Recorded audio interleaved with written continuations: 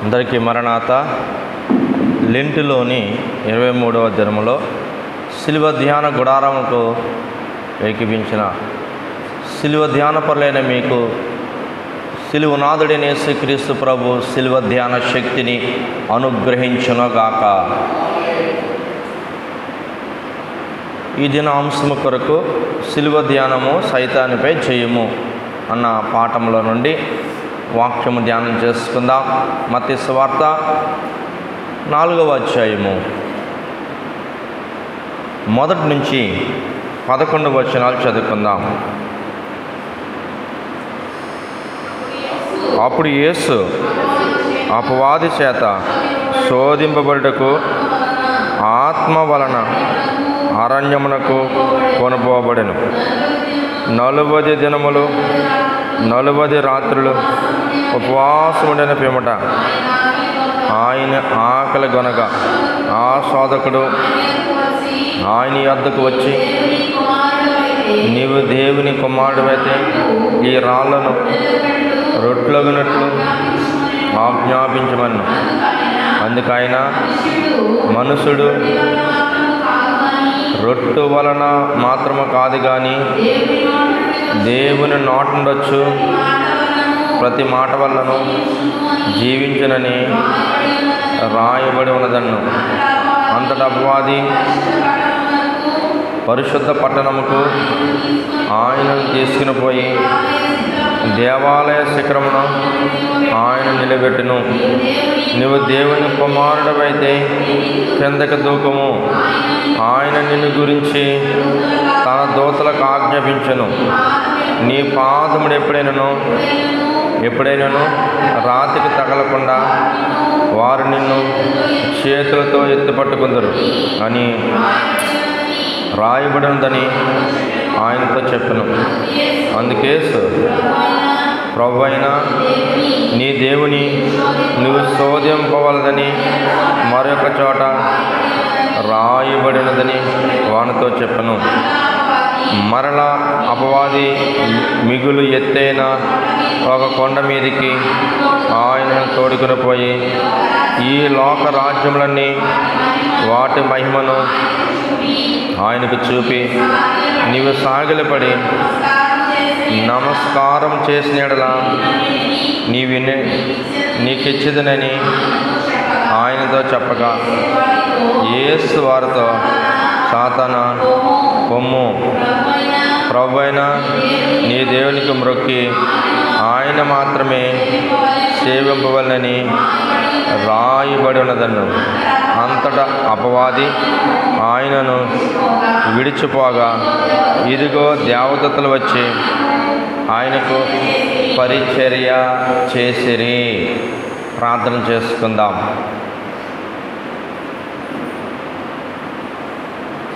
యేసు నీ తలపే నాకు ఎంతో హాయి, ప్రభు యేసు నీ తలంచగాని హృదయమానందముతో నిండెను.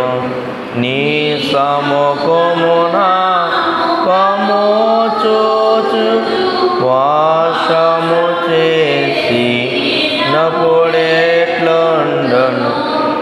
యేసు నీ తలపే నాకు. తండ్రి, నీ ఉపవాసం ఉండి సాతానుని జయించినావు. అట్టి శక్తి నేడు సంఘముకిచ్చినావు. మేమును నీ శిలువ ధ్యానము ఈ 40 దినముల ఉపవాసము ద్వారా మా శరీరములను లోకమును సాతాను జయించినట్లు నీ వర్తమానము ద్వారా మమ్మలను బలపరిచి నీ జయమును మాకు అనుగ్రహించమని జయశీలుడైన మృత్యుంజయుడైన యేసుక్రీస్తు ప్రభు వారిని బట్టి యేసు నామమున ప్రార్థించుచున్నాము మా పరమ తండ్రి. కూర్చుందా. ఇక్కడ చదవబడిన వాక్యములో చక్కటి విషయాలు మనకు తెలియజేస్తున్నాయి. శిలువ ధ్యానము, సైతానిపై జయము. ఈ 40 దినముల ఉపవాసము బట్టి మనకు జయము అని వాక్యం కూడా సెలవిస్తుంది. మత్తయి సువార్త 4వ అధ్యాయంలో ప్రభు పొందిన జయము కనబడుతుంది. ఈ 40 దినములు మనకు కూడా చక్కటి జయమును ప్రభు అనుగ్రహించారు. మొదటి 2 వచనాలు చూస్తే, అప్పుడు యేసు అపవాది చేత శోధింపబడుటకు ఆత్మ వలన అరణ్యముకు కొనుపోబడెను. 40 దినములు 40 రాత్రులు ఉపవాసముండిన పిమ్మట ఆయన ఆకలిగొనెను. యేసుక్రీస్తు ప్రభువారట 40 పగలు రాత్రులు ఉపవాసమున్నారు.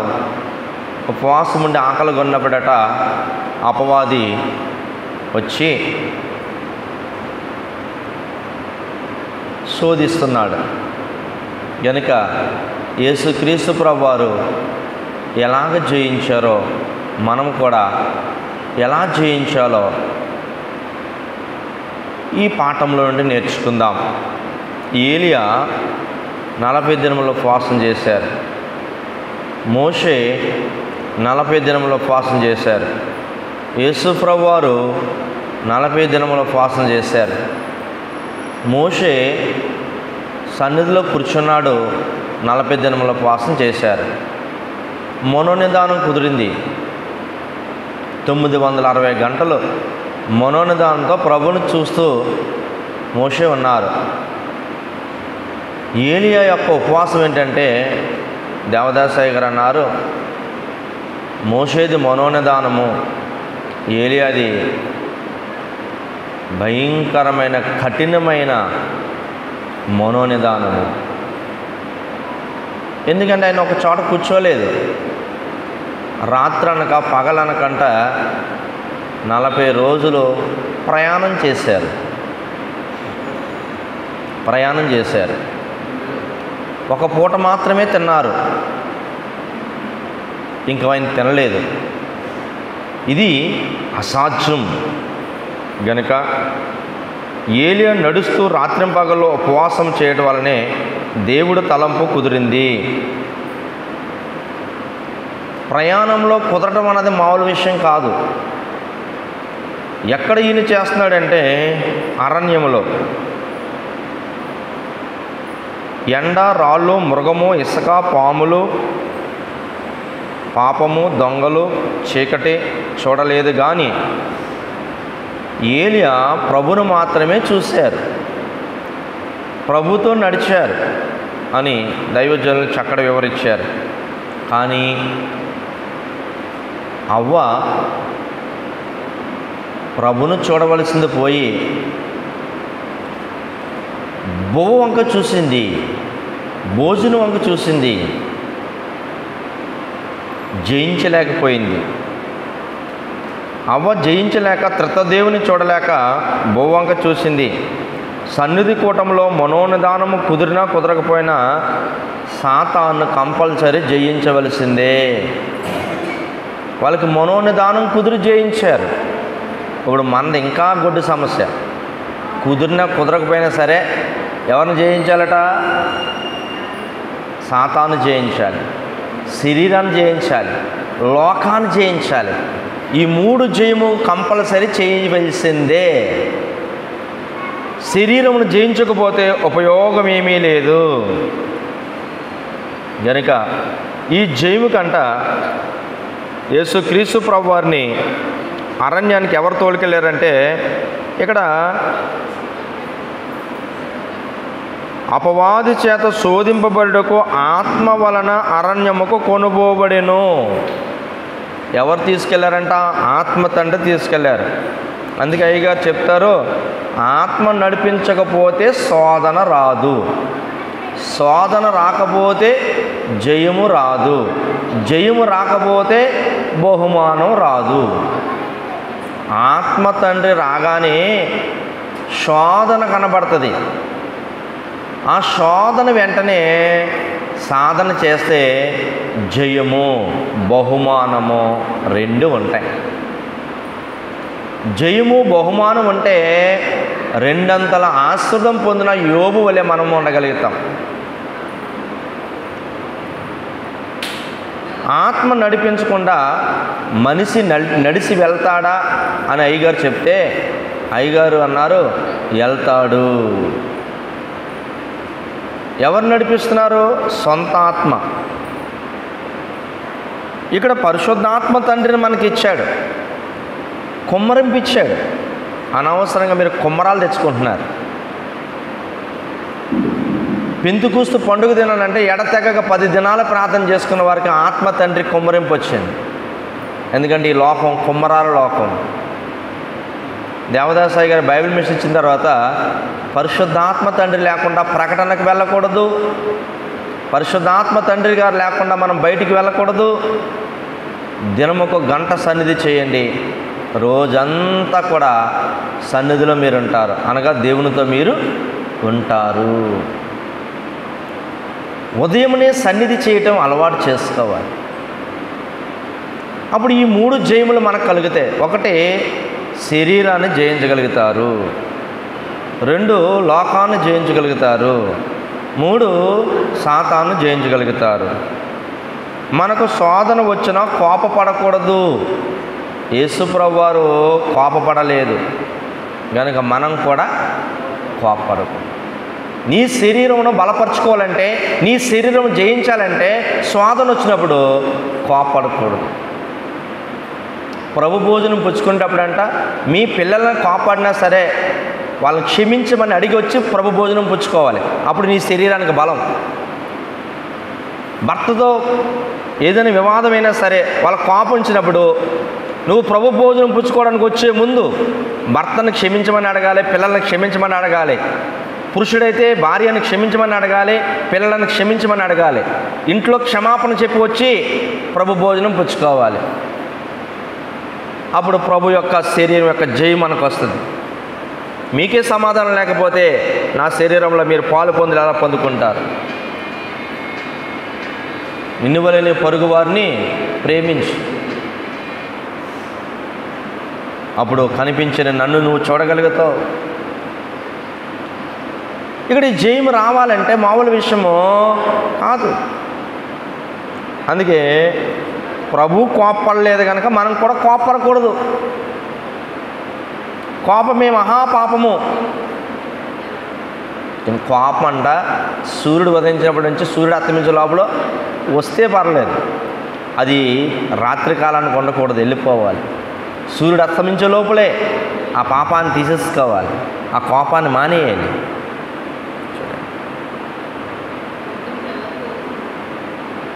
పరిశుద్ధమైన కోపం ఉండాలి కానీ పాపంలో కోపం ఉండకూడదు. పరిశుద్ధమైన కోపం దేవుళ్ళు నడిపించడానికి ఉపయోగించాడు ఏలియా. చూడండి, ఈరోజు మన కోపము ఎలాగుంది? శోధనలో ఎవరి మీద కోపం పడకూడదు. సరే, పరిశుద్ధాత్మ నడిపింపు, ఆత్మ చేయు పనులు ఒక 7 ధ్యానం చేసుకుంటూ మనం ముందుకెళ్దాం. ఈరోజు ఆత్మ తండ్రి మనతో ఉన్నారు.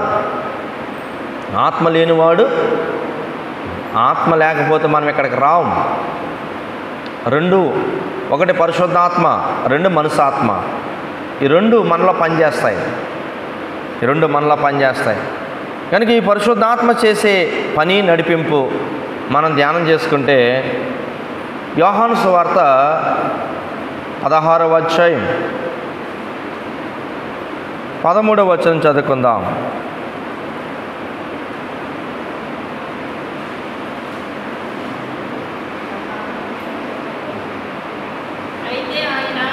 అయితే ఆయన అనగా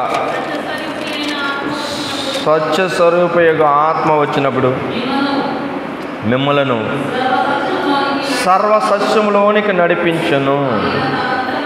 ఆయన తనంతట తానే ఏమీ బోధింపక వేటి వినునో వాటిని బోధించి సంభవింపబో సంగతులు మీకు తెలియచేయను.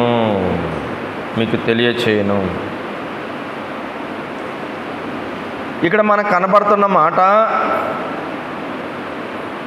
సర్వసత్యములో నడిపించడానికి ప్రభు వచ్చాడు.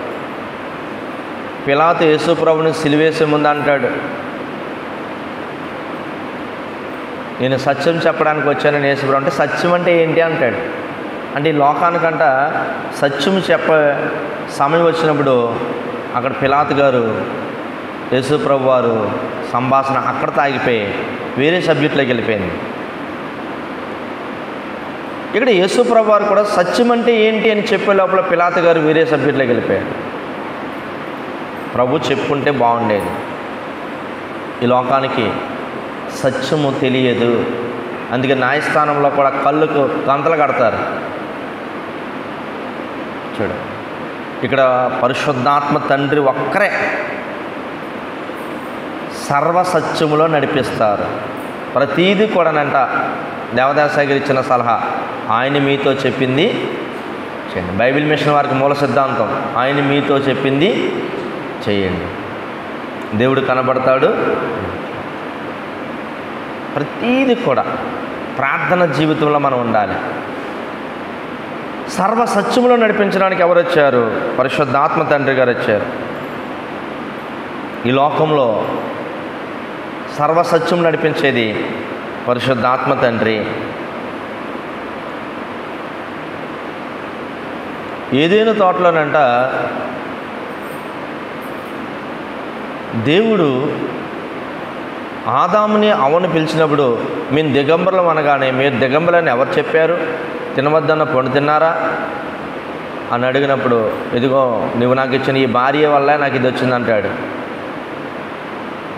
ఆదాం అవ్వ అంటది, ఆ సర్పం వల్లే ఇదంతా వచ్చింది. తీరపోతే నువ్వు చేయటం వల్లే ఇదంతా జరిగింది, నువ్వు చెయ్యకపోతే ఇది వచ్చినా అని దేవుడి మీద పడ్డారు అందరూ. అప్పుడు దేవుడు తీర్పు తీస్తున్నాడు.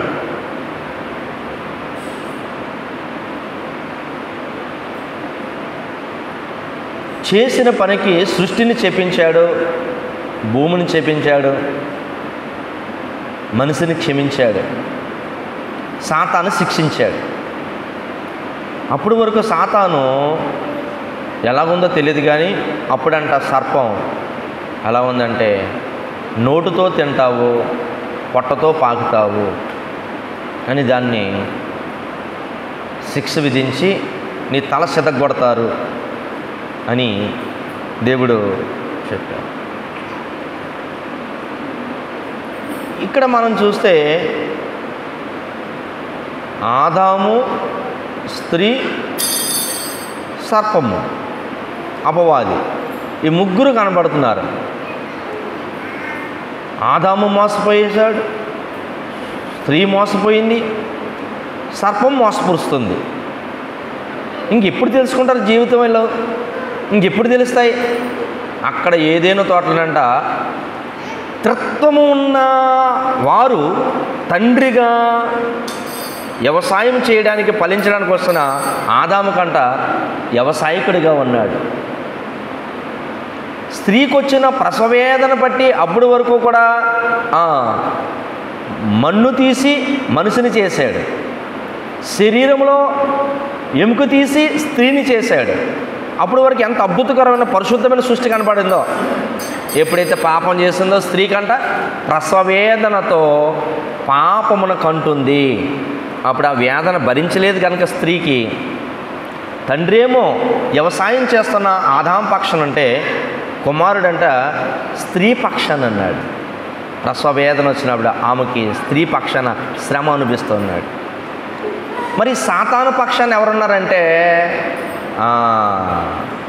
పరిశుద్ధాత్మ తండ్రి అన్నాడు. అది అబద్ధం చెప్తుంది, అది మోసం చేస్తుంది, నేను మీకు నిజం చెప్తాను అని వెంటనేనంట అన్నారు. అందుకే సంఘంలో ప్రకటన గ్రంథం అంతా కూడా ఆత్మ చెప్పుచున్న మాట చెవిగలవారు వినండి, ఆత్మ చెప్పుచున్న మాట చెవిగలవారు. వాడంతా మోసం చేస్తాడు, నిజం చెప్పేది మనిషి కాదు కానీ ఆత్మ తండ్రి అందుకే సర్వసత్యములోనికి నడిపిస్తాడు. ప్రతిదీ మనం మనుషుని కాదు నమ్మాల్సింది, ఆత్మ నడిపింపు. ఆత్మ మనలోనే ఉన్నాడు. ఆత్మ లేనివాడు నావాడు. రెండోది అపోస్తుల కార్యం 10వ అధ్యాయము 19-20 చూస్తే విశ్వాసుల రాకపోకలను ఏలుతాడట. ఎవరు రావాలో, ఎవరు వెళ్ళాలో, ఎవరు ఎప్పుడు కలవాలో అన్నీ కూడా చేసేది ఎవరంటే పరిశుద్ధాత్మ తండ్రి. అందరి రాకపోకలను, విశ్వాసుల యొక్క రాకపోకలను నడిపించేది ఎవరంటే పరిశుద్ధాత్మ తండ్రి. మూడవది అపోస్తుల కార్యం 13:2 చూస్తే క్రైస్తవ అధికారులు ఎన్నుకొనుటకు పరిశుద్ధాత్మ తండ్రి నిర్ణయిస్తారు అభిషేకాలన్నీ కూడా. ఈ అధ్యాయంలో భక్తులైన వారు కనబడుతున్న అధికారులకు ఏర్పాటు చెప్పండి. ఒకానొకప్పుడు మరి సేవ చేయడానికి నన్ను కూడా అభిషేకానికి పెట్టారు. అప్పుడు వరకు తల్లిగారు చేస్తున్నారు, అభిషేకం చేయాలని